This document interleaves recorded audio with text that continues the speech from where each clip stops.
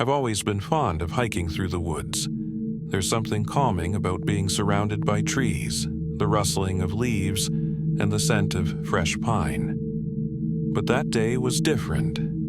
I had taken a well-worn trail known for its towering pines and thick brush, but as I ventured deeper, the air grew unnaturally still. No birds, no wind, just silence, heavy and suffocating. I came across an old wooden bench, worn by time, and decided to rest. As I sat there, I noticed something strange in the distance, a figure standing just beyond the trees.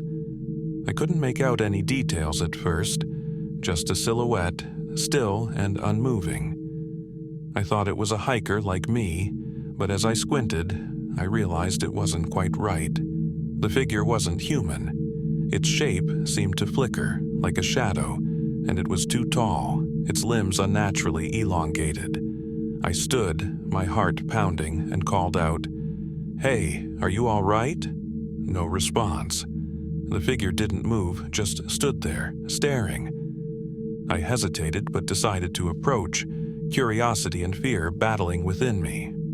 The moment I stepped off the path, I heard it, a low whisper, just out of reach. It wasn't in any language I could recognize. I stopped, heart racing, trying to make sense of it. The whisper grew louder, more frantic, and as I looked around, I saw more shapes in the trees, more figures, all hidden in the shadows. They weren't just standing anymore, they were moving, slipping between the trunks like phantoms. I turned to run but stumbled, my foot caught on something. Looking down, I saw an old, tattered scarf, and beside it a small wooden sign. The words carved into it were barely visible, but I could make out the chilling phrase, "Those who listen never leave." I shot to my feet, adrenaline surging, and began to sprint back to the trail. But the whispers followed me, growing louder, echoing in my ears, as though the trees themselves were speaking. I glanced over my shoulder and saw the figures, now closer, their faces twisted in silent screams. I ran faster, pushing through branches and underbrush, not daring to look back again.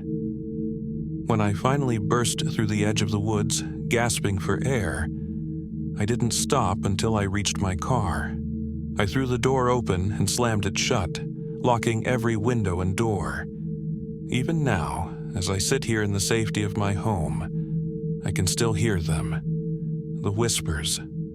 They're always just at the edge of my hearing, as though they're waiting for me to step back into the trees again.